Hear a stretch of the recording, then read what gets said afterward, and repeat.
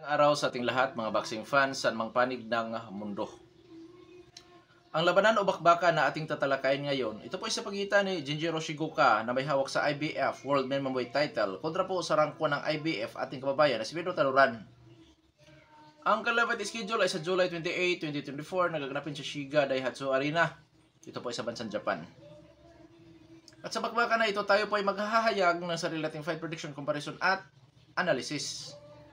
Na kung saan doon pa po lamang sa ating gagawing comparison, malaki po ang posibilidad na kayo po ay makakakuha ng idea kung sino po ang inyong papaboran na sa tingin po ninyo ay may malaking chance sa panalo dito po sa naturang bakbakan. Dahil, detalyado po na inyong malalaman kung saan niya ba naging yamado, saan niya ba naging dihado, itong magkabilang panig.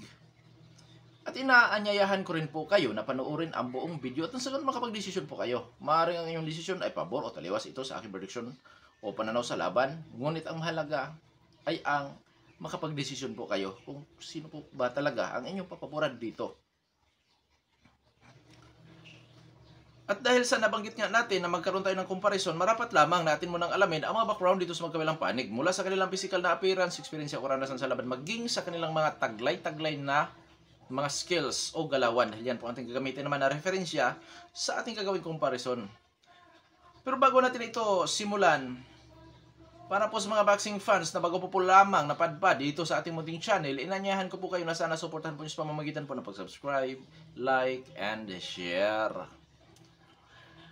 At para po sa mga boxing fans na walang sawa na sumuporta at sumubaybay dito sa ating munting channel, taos puso po nagpapasalamat sa inyo.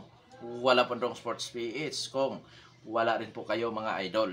Kaya naman, hindi na natin ito patagalin pat simulan na natin. Alamin na natin ang mga background dito sa magkabilang panig. At unahin natin ang sa panig ng challenger, ating kababayan na si Pedro Taluran. As a pro boxer, itong si Taluran po ay may impresibong kartada, 16 wins with 12 wins coming by way of knockout. May 4 na talo at may 1 tabla. Sa kanyang 4 na pagkatalo, sa puntusan lamang ito natatalo. Sa ngayon may edad na 27 anyos. Height 5 foot and 4 inches, reach 64.5 inches. South po ang kanyang stance. Knockout ratio 75%. Last fight, December 28, 2023, nakasagupan ito kapwa Pinoy na si Jake Amparo. Panalo po itong si Pedro Taluran by unanimous decision. Sa karanasan o eksperyensya nitong si Pedro Taluran, dati itong world champion. At ang mga matitinding kalaban nito na kung saan para sa akin nakapagbibigay ito sa kanya ng magandang karanasan. Ayan laban niya, kay Renmart Cuarto na kung saan 2 beses siya tinalo. Daniel Valadares na kung saan naway sa technical draw. At Chayapon Monsuri na kung saan natalo itong si Pedro Taluran by unanimous decision. Sa skills naman na taglay-taglay ni Pedro Taluran. Mga lods, para sa akin sa pagkalahatan, boxer puncher itong si Pedro Taluran. Pressure fighter style, defensive style, lumalaban sa brulan o tututurbakbakan, may counter punching style. Pero malimit natin nakikita itong si Pedro Taluran sa pressure fighter style at willing palagi na lumalaban sa inside fighting o brulan o tututurbakbakan. Napakasipag ni Kabayan bumato ng mga jab, 1-2 combination o mga suntok, taglay ang power, timing at accuracy. Ngunit pagdating po sa depensa, average lamang po ang kanyang depensa. Oo. May mga butas po sa depensa si Pedro Taluran mula sa budiga at sa mukha. Ganun pa man, masasabi kong may tibay si Pedro Taluran dahil sa kanyang 4 na mga talo, sa puntusan lamang ito natatalo. Ang pinakadepensa nito, waving, cover sa panga, at magkakaihan din naman sa pagpapanatili sa kanyang distansya sa kanyang makakalaban. Pero sabi ko nga, maraming butas sa depensa ito si Pedro Taluran. Ngayon, dadako naman tayo sa kasalukuyang world champion ng minimum weight division na hawak sa IBF na si Jinjiro Shigoka ng Japan. As a pro boxer, ito namang si Jinjiro Shigoka mga idol ay may impresibong kartada. 11 wins with 9 wins coming by way of knockout, undefeated. May edad 24 anyos, height 5 foot and 0. 5 foot flat. Rate 61.5 inches. South po rin ang stance nito. Knockout ratio 81.82%. Last fight, March 31, 2024, nakasagupan din ito si Jake Amparo. Panalo si Jinjiro Shigoka by second round knockout. So matagumpay sa kanyang pagdepensa itong si Jinjiro Shigoka sa kanyang IBF. Ngayon, dadako tayo sa karanasan o eksperyensya nitong si Jinjiro Shigoka. Bago ito pumasok sa pro boxing, siya po ay dating lumalaban sa amateur boxing na may impresibong kartada po. 56 wins with 17 wins coming by way of knockout, may 1 talo.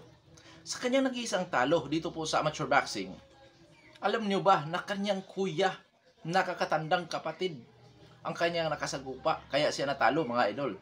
At nag-iisang talo lamang bago ito pumasok sa as a pro boxer. Ngayon, dadako naman tayo sa kanyang karanasan bilang isang professional boxer na. Ang mga matitinig na kalaban nito ay katulad ni Daniel Valladares na kasalukuyang world champion noong makalaban ito ni Jinjiro Shiguka. Mga idol, una nila pagharap, technical draw dahil nagkaroon ng bitak sa kilay yata o nagkaroon ng injury sa mukha si Valladares. Ngunit sa pangalawa nila pagharap, yun na, panalo itong si Jinjiro Shiguka by 5th round. Technical knockout. Itong si Valladares naman po, mga lods, ay ang umagaw sa titulo ni Rimart Cuarto. At si Rimart Cuarto naman ang umagaw sa titulo ni Pedro Taduran. Gayon, parang nagpasapasa lang sila. Ngunit itong si Rimart Cuarto, nung makasagupa ni Jinjiro Shiguka, technical knockout po ang kanyang sinapit. Oo. So, ngayon, dadako naman tayo sa skills sa taglay-taglay nitong si Jinjiro Shiguka. Sa pangkalahatan, boxer-puncher din po itong si Jinjiro Shiguka, pero malimit natin ito nakikita sa defensive style sa pagpapanatili sa kanyang distansya sa kanyang mga kalaban. Kuya nung sports, bakit nasabi mong isang boxer-puncher si Jinjiro Shiguka? Pressure fighter style, defensive style, lumalaban sa brulan o tututubakbakan, may counter-punching style. Galawan niya ni Jinjiro Shiguka. Pero, malimit ito na naka-defensive style, pressure fighter style, pero hindi basta-basta pumapasok sa range ng kanyang katunggali. Ang ginagawa nito, pinapanatili ang kanyang distansya, ngunit may pabugso-bugsong in and out ito. Pag mag-in, magpakawala ng 1-2 combination, sabay alis. Tapos defensive style, pressure fighter style na naman siya, ganyan. Magalaw na boksingero, itong si Jinjiro Shiguka taglay ang power, hand speed, liksi na galawan, timing at accuracy. Pagdating sa depensa nitong si Jinjiro Shiguka, maganda ang kanyang depensa sa pangkalahatan. Pero ganun pa man, may nakita tayong butas sa depensa nitong si Jinjiro Shiguka. Saan ito? Sa close range na suntukan at pagka napasandal sa lobid, mga idol. Yan po nakikita ko na may butas po sa depensa si Shiguka, lalo na kung agresibo ang kanyang katunggali. At syempre, may nakita rin tayong kahinaan kay Jinjiro Shiguka. Saan ito? Sa panga. Minsan na itong natamaan sa panga na kung saan tipong iniinda niya at natitigilan po siya. Kulang lang sa follow-up yung nakapagpatama nito. Oo, may mga laban ito na ganun ang nangyayari, mga idol. Pero ganun pa man, bagamat matagal na yung nangyari, konsiderasyon ko pa rin yon na yun ang posibleng kahinaan ni Shiguka, ang matamaan sa panga. Oo. At ang kahinaan niya, yung close range na suntukan, lalo kung agresibo ang kanyang katunggali. Pero ganun pa man, hindi ito basta-basta malalapitan dahil napakagamagalaw nga na boksingero nitong si Jinjiro Shiguka. So ngayon dadako na tayo sa ating gagawing comparison. Ngayon, pagdating po sa edad, 24 anyos si Shiguka, 27 anyos itong ating kababayan. Ibig sabihin, mga idol, wala pa talaga sa prime itong si Jinjiro Shiguka. Si Pedro Taduran, matagal lang na sa kanyang prime. 27 anyos. Oo. So, disadvantage yan para kay Jinjiro Shiguka. Sa height, reach, power, kung sino po ang may advantage. Mga lods, mas matangkad po itong ating kababayan ng 4 inches. Sa reach, 3 inches lamang ang ating kababayan. Parehong south po sila. Pagdating sa power, umaabot po sa 81.82% ang knockout ratio ni Shiguka. Samantala, itong ating kababayan ay may knockout ratio na 75%. Sa madaling salita, labanan ito ng knockout artist. Kasi yung 75% knockout ratio, mga idol, konsiderasyon yan as a knockout artist. Napakataas po niyan. Kaya, labanan ito ng knockout artist. Ngayon, dadako tayo sa activity. Parehong aktibo po ang dalawang maglalaban. Ngayon, eksperyensya. So, ang pinaka-eksperyensya ni Jinjiro Shiguka, bagamat siya kasalukuyang world champion ngayon, yung kanyang paglahok sa amateur boxing. Oo. At sa uri ng kinalaban, mga lods, isama ko na rin dito, bagamat pare-pareho lamang naman sila ang, pareho-pareho lang din naman ang kanilang mga nakalaban, si Rimart Cuarto, o itong si Pedro Taduran, 2 beses tinalo ni Cuarto. Although, noong unang laban, mga lods, pinagdadepitihan po yan sa maraming Philippine boxing fans. At sa rematch, ganun pa rin naman. Pero ang talo ay talo, hindi na mababago yan. Ngunit, mong mapalaban kay Shiguka itong si Rimart Cuarto, ay ni-knockout lamang. Daniel Valladares, nawi sa technical draw sila ni Pedro Taduran, pero ni-knockout yan ni Jinjiro Shiguka. Ngayon dadako tayo sa experience mga lods. masasabi ko talaga na ano lang to, 50-50, ganon. Oo. So ngayon dadako tayo sa skills. Sa skills naman po mga idol, lamang sa hand speed, liksi na galawan, mas magalaw si Ginger Shigoka kumpara kay Pedro Taduran. Yan po ang pagkaiba nila. Pero pareho silang boxer puncher. Sa madalang salita, depende pa rin ito kung kanino diskarte ang mangingibabaw, kanino diskarte ang magiging epektibo. Ang pagka-pressure fighter brawler nitong si Pedro Taduran o ang defensive style with counter in and out movement na pakabagalaw na boxing hero nitong si Ginger Shigoka. Ngayon sa pangkalahatan, sino ba talaga ang Yamado? Kuya Dong Sports. Yamado po si Ginger Shigoka. Sa height and reach advantage lang naman nakakalamang si Pedro Taduran. Which is gamit na gamit din po yan. Pero hindi na kasi bago kay Shigoka, mas matangkad pa sa kanya. So dito mga idol, masasabi kong 55-45 lang din. In favor of Jinjiro Shigoka. So kunti lang diferensya mga idol. May laban. Ibig sabihin lang nito, may laban po itong si Pedro Taduran. Ngayon, dadako na tayo sa ating official prediction. Official prediction ko po dyan, Jinjiro Shigoka by technical knockout. Siguro early second half.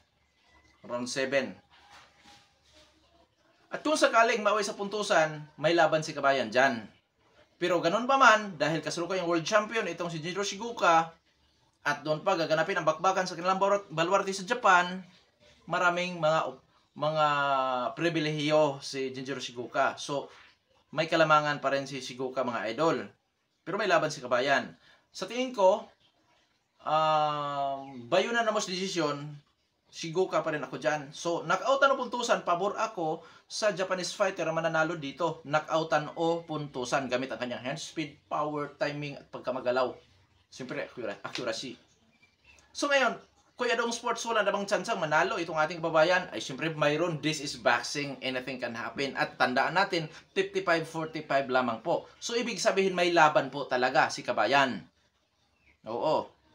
Sa panig naman ni Pedro Taduran, makapiho ito sa panalo once na magawa niya may knockout itong si Jinjiro Shigoka. Ang tanong, may kakayahan ba na makapagpa-knockout si Pedro Taduran dito kay Jinjiro Shigoka? Mga idol, oo. Napakataas po ng knockout ratio nitong si Pedro Taduran na kung saan umaabot po sa 75%. Na kung saan lamang siya sa height, reach, although sanay na si Jinjiro Shigoka sa mas matangkad sa kanya, pero iba pa rin.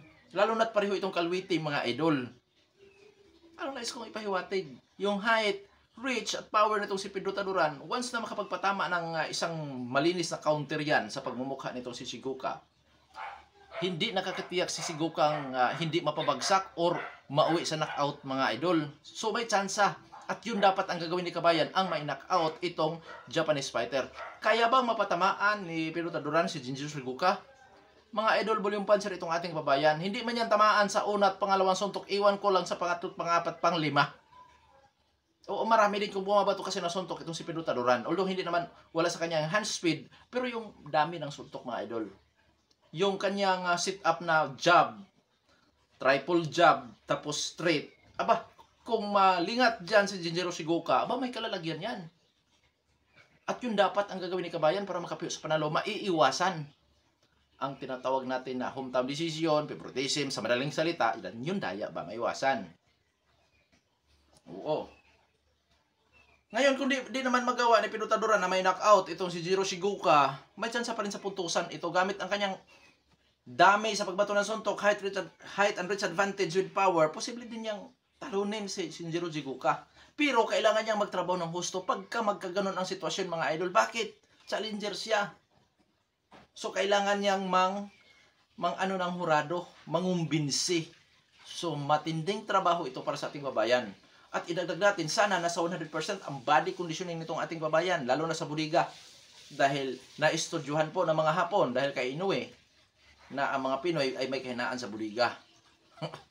Noong araw kasi, mga Pinoy ang mahilig mambudiga. Ngayon, ang Pinoy na binubudiga, mga idol.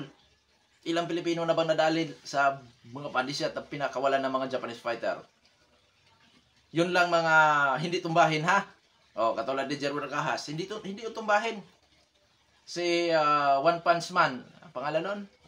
Jonah Sultan. At idagdag natin si Astrolabio kagabi. Hindi yun mga tumbahin.